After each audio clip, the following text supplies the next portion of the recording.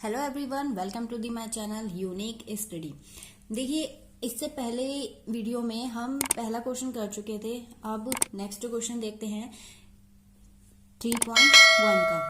तो क्या क्वेश्चन है कि क्रिकेट टीम के एक कोच ने 3900 में 3 बल्ले और 6 गेंदें खरीदी। बाद में उसने एक और बल्ला और उसी प्रकार की 2 गेंदें 1300 रुपए में खरीदी। तो इस स्थिति को बीजगणितीय तथा ज्यामितीय रूपों में व्यक्त कीजिए। मतलब हमें ये सॉल्व भी करना है और ग्राफ के रूप में भी दिखाना है। तो कैसे दिखाएंगे इसे?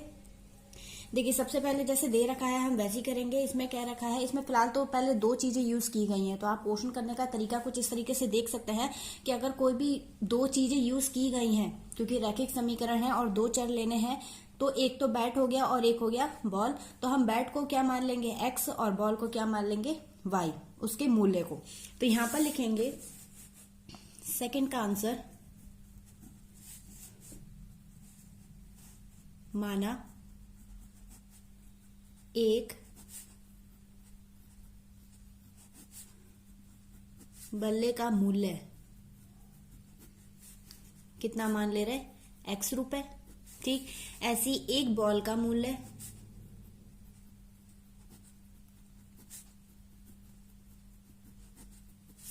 कितना हो जाएगा, y रुपए। ये तो हमने रुपए मान लिए। जैसे कि मान लिया हमने कि एक बॉल 5 रुपए की है, तो 10 बॉलें कितने की होंगी, 50 रुपए की। तो उसी टाइप से हमने एक बॉल, क्योंकि इसमें पर्टिकुलर हमें अमाउंट नहीं दे रखा है कितनी एक चीज का, तो हम उसे x और y के रूप में मान ले रहे हैं। अब देखिए, जैसे शर्तानुसार कह रखा है, 2 कंडीशन दे रखी है। पहली शर्त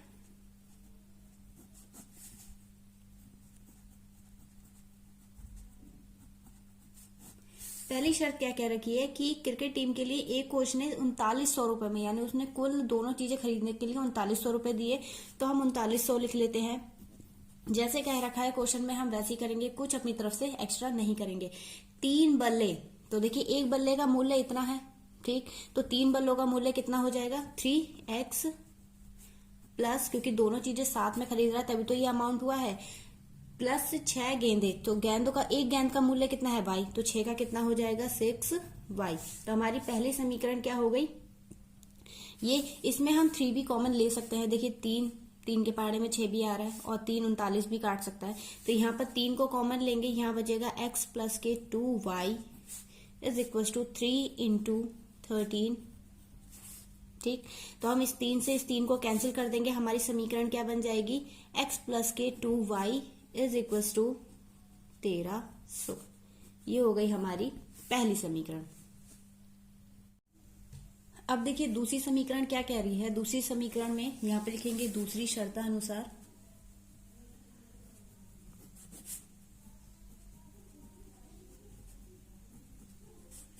दूसरी शर्त है कि वो एक बैट और एक बॉल, 2 बॉलें खरीदता है। तो यहाँ पर लिखेंगे एक बैट का मूल्य कितना था x, तो यहाँ पे 1x plus 2y is equal to कितने में, 1300 में। तो यहाँ पे हमारी समीकरण क्या हो जाएगी, अगर कोई संख्या में 1 होता है तो हम उसे शो नहीं करते हैं x y के साथ, तो ये हो जाएगा 1300। ये हो गई दूसरी समीकरण। ये तो आ गया हमारा बीजगणितीय रूप, हमने मतलब सॉल्व कर दिया है इसे। अब इसे ज्यामितीय यानी ग्राफीय रूप में दिखाना है। तो ग्राफीय रूप में कैसे दिखाएंगे, यहाँ पे लिखेंगे ज्यामितीय निरूपण। देखिए, ज्यामितीय निरूपण करने के लिए सबसे पहले हम समीकरण 1 को सॉल्व करेंगे, यानी उसमें x और y के मान निकालेंगे। यहाँ पे लिखेंगे समीकरण 1 से। तो समीकरण 1 कौन सी थी हमारी, x प्लस के 2y इज इक्वल टू 1300। ठीक, अब यहाँ पे x बराबर 0 रखने पर,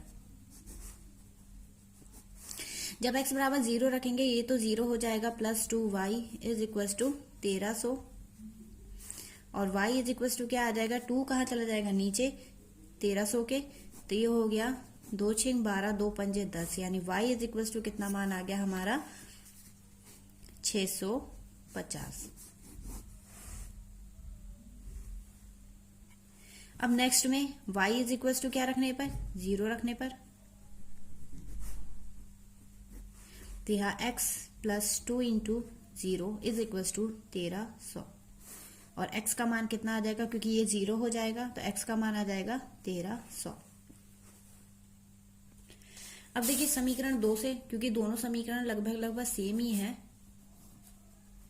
क्योंकि दूसरी समीकरण भी हमारी क्या है, x प्लस के 2y इज इक्वल टू 1300। ठीक, यहां पर भी जब हम x बराबर 0 रखेंगे तो y इज इक्वल टू कितना हो जाएगा 1300 और y का मान आ जाएगा 650। ऐसे ही जब y इज इक्वल टू 0 रखेंगे तो x इज इक्वल टू कितना आ जाएगा 1300, यानी जो मान हमारे पहले समीकरण से आ रहे थे वही मान हमारे इस समीकरण से आ रहे हैं। तो हम यहाँ पे लिख सकते हैं x और y, जब हमने x बराबर 0 रखा तो y का मान आ गया 650 और y इज इक्वल टू 0 रखा तो x का मान आ गया 1300। और दूसरी समीकरण के लिए भी हमारी यही बने मान, तो हम लिख सकते हैं x और y, x is equal to 0 तो y इज इक्वल टू 650 और y इज इक्वल टू 0 तो x इज इक्वल टू 1300। अब हम इसका ग्राफ बना लेते हैं। देखिए ग्राफ कुछ इस टाइप में होगा। मैंने यहाँ पे जो गैप लिया है वो 100 का गैप लिया है, क्योंकि हमारी वैल्यूज किस में आ रही हैं 600, मतलब 600 1300 कुछ बड़ी बड़ी संख्याएं आ रही है, तो इसलिए हमने यहाँ पे ग्राफ में भी गैप बड़ी संख्याओं का ही लिया है। देखिए पहला क्या था, जब हमने x बराबर 0 लिया था, पहली समीकरण से जब x बराबर 0 लिया था तो y का मान कितना आ रहा था 650, यानी वो 600 और 700 के बीच में आ रहा था यहाँ पे कहीं पे। ठीक, नेक्स्ट क्या था, जब हमने y इज इक्वल टू 0 लिया तब हमारा x का मान कितना आ रहा था 1300, ये आ गया। ठीक, इन दोनों को मिला देंगे हम।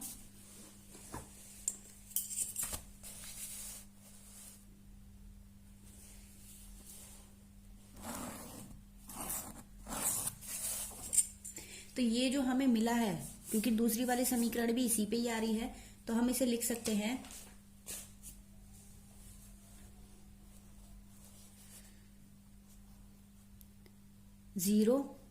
650, x की वैल्यू हमेशा पहले लिखी जाती है और यहाँ पर 1300 और 0, ये हो गया।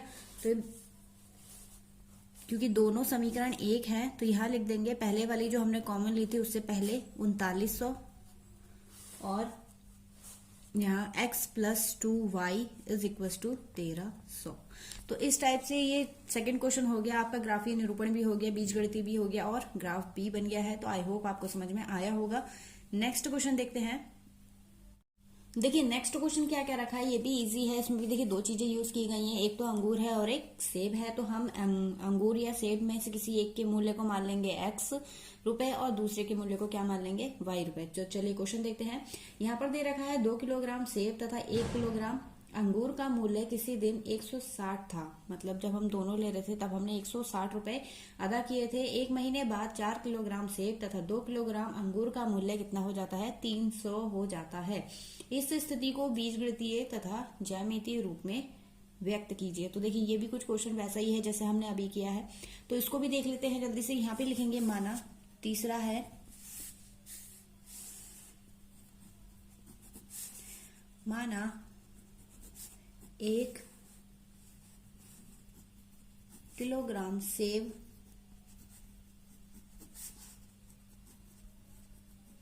का मूल्य x रुपए और 1 किलोग्राम अंगूर का मूल्य कितना हो जाएगा y रुपए। तो देखिए इसमें दो कंडीशन दे रखी है तो दोनों लिखेंगे हम।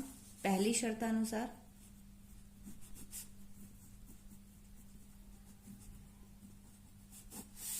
क्या है, पहली शर्त कि इसमें कितने किलोग्राम सेब खरीद रहा है 2 किलो, तो 2x हो जाएगा उसका मूल्य और 1 किलोग्राम अंगूर, तो ये हो गया 1 y इज इक्वल टू कुल कितने रुपए दे रहा है वो 160। तो समीकरण क्या हो जाएगी 2x प्लस के y इज इक्वल टू 160, पहली समीकरण। अब दूसरी शर्त अनुसार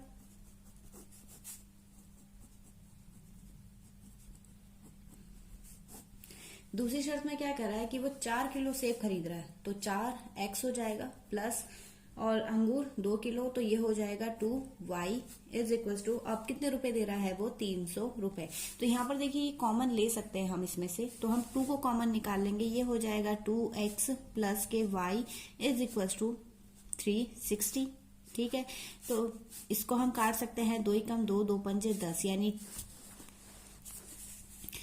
2x plus y is equal to 150। ये हो गई हमारी समीकरण 2। तो अब ये तो हमारा सॉल्यूशन हो गया। अब हम इसे ज्यामितीय रूप में भी दिखाना है, तो ज्यामितीय निरूपण लिख लेते हैं।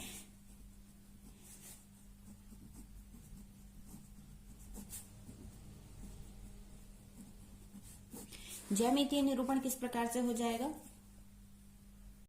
देखिए सबसे पहले तो यही लिखेंगे समीकरण 1 से, क्योंकि पहले समीकरण 1 सॉल्व करनी है हमें, उसमें x और y के मान निकालने हैं। तो 2x प्लस के y इज इक्वल टू 160। ठीक है, x इज इक्वल टू क्या रखने पर, 0 रखने पर, तो जब यहाँ पे 0 रखेंगे तो 2 का भी 0 हो जाएगा, plus y is equal to 160, यानी y का मान कितना आ जाएगा हमारा 160। ठीक, ये तो हमारा y का मान आ गया। अब y इज इक्वल टू क्या रखने पर, 0 रखने पर, यानी आपको बस ये करना है कि एक बार 0, अदर मान मत रखिए, आप जैसे इसमें रख रहे हैं वैसे ही रखिए, इजी रहेगा। x बराबर 0 रखिए एक बार, और एक बार रखिए y बराबर 0, मान गलत नहीं होगा। तो यहाँ पर देखिए y इज इक्वल टू 0 रखेंगे, ये हो जाएगा 2x plus 0 is equal to 160, और x इज इक्वल टू 160, 2 कहाँ चला जाएगा इसके अपॉन में, तो ये हो जाएगा 80, यानी x का मान कितना आ गया हमारा 80 रुपए, मतलब 80 आ गया x का मान, जो 1 किलोग्राम सेब का मूल्य था, कुछ इस टाइप से मान सकते हैं आप। अब इसी तरीके से हम समीकरण 2 को सॉल्व करेंगे। समीकरण 2 से, समीकरण 2 क्या है हमारी, 2x प्लस के y इज इक्वल टू 150। तो देखिए दूसरी समीकरण हमारी है 2x प्लस के y इज इक्वल टू 150। तो हम इसे कैसे सॉल्व करेंगे, जैसा भी किया था, x इज इक्वल टू 0 रखने पर, सबसे पहले जब x इज इक्वल टू 0 रखेंगे, प्लस के y इज इक्वल टू 150, यानी y इज इक्वल टू मान कितना आ जाएगा हमारा 150। ठीक, ऐसे ही हम जब y इज इक्वल टू 0 रखेंगे, तब x का मान क्या हो जाएगा, 2x प्लस के 0 इज इक्वल टू 150, यानी 2x इज इक्वल टू कितना आ गया 150। 2 कहाँ चला जाएगा इसके अपॉन में, कटेगा, कितना बचेगा 75, यानी x इज इक्वल टू कितना आ गया हमारा 75। तो ये तो हमारे x और y के मान आ गए हैं निकल के। हम इसे कैसे लिख सकते हैं, हम इसे कुछ इस टाइप से लिख सकते हैं कि x और y के, यानी दोनों समीकरण के मान दिखाने हैं हमें, आप थोड़ा कायदे से बनाइएगा। जब हमने x बराबर 0 रखा, y का मान कितना आ गया 160, और जब y इज इक्वल टू 0 रखा तो x का मान आ गया 80। ठीक, ऐसे ही इसमें जब x बराबर 0 रखा 150, और जब y बराबर 0 रखा तो 75। तो अब इसी चीज को हमें किस पे दिखाना है, ग्राफ पे दिखाना है। तो चलिए ग्राफ बना लेते हैं। देखिए ग्राफ कुछ इस टाइप में बना है हमारा, तो मैंने इसमें थोड़ी बड़ी वैल्यू ली है, चाहे तो आप इसमें 20-20 का गैप लेके चल सकते हैं, 30-30 का, 40-40 का, मतलब जैसे आपको कंफर्टेबल लगे। आप 10-10 का भी गैप लेके चल सकते हैं, क्योंकि इसमें वैल्यूज थोड़ी बड़ी है, तो हमें उसी हिसाब से ग्राफ को भी एडजस्ट करना पड़ता है। और सारी वैल्यूज क्या है, प्लस में है, तो इसलिए हमने प्लस वाले को ज्यादा वो दिया है, माइनस वाले को नहीं दिया, क्योंकि हमारी माइनस की कोई वैल्यू नहीं आ रही थी। अब देखिए सबसे पहले क्या दे रखा है इसमें, देखिए इसमें x बराबर जब हमने 0 रखा, y इज इक्वल टू कितना मिल गया हमें 160, तो हम इस पे भी वही दिखाएंगे जैसे इसमें दे रखा है। यहाँ पर x इज इक्वल टू 0 है और y इज इक्वल टू कितना है 160। तो 160 को हम कैसे दिखा सकते हैं, यहाँ पे कहीं पे, क्योंकि ये 5 हिस्सों में डिवाइड हो जाएगा, तो इससे थोड़ा सा ही ऊपर होगा, तो ये आ गया 160। ठीक, अब जब y इज इक्वल टू 0 था तो x का मान कितना आ रहा था 80, तो यहाँ पे कहीं पे होगा ये, क्योंकि जब हम इसे 5 हिस्सों में डिवाइड करेंगे तो हमारा 80 जो आएगा वो यहाँ पर आएगा। अब हम इसकी एक लाइन खींच देते हैं। ठीक, ये किस वाली उसकी है, पहली समीकरण की, तो हम यहाँ पे समीकरण लिख सकते हैं कि टू एक्स प्लस के y इज इक्वल टू 160, इस समीकरण की रेखा हो गई। अब नेक्स्ट क्या है हमारा, जब x इज इक्वल टू 0 है तो y इज इक्वल टू कितना है 150, और जब y इज इक्वल टू 0 है तो x इज इक्वल टू कितना है 75, तो 75 कुछ बीच में आएगा इसके, तो ये लमसम समांतर होंगी एक दूसरे के, काटेंगी नहीं एक दूसरे को। ठीक, तो आप इसमें 20-20 का गैप लेके भी चल सकते हैं, उससे आपको ज्यादा क्लियर हो जाएगा। तो ये वाली समीकरण कौन सी आ गई हमारी, 2x + y = 150। दोनों में अंतर समझिएगा, यहाँ पे 160 था, यहाँ पे 150 है, इसलिए ये दोनों समांतर आई हैं। अगर दोनों इक्वल होते, यानी ये भी 60 होता, ये भी 160 होता, तो हमारी समीकरण एक के ऊपर एक आती, जैसे हमारे सेकंड क्वेश्चन में आया था। तो आई होप आपको समझ में आया होगा ग्राफ, तो आप इसकी प्रैक्टिस करते रहिएगा। और ये आपकी 3.1 भी फिनिश हो गई। तो नेक्स्ट वीडियो में मिलते हैं नई एक्सरसाइज के साथ, तब तक आप प्रैक्टिस करते रहिएगा। Thank you.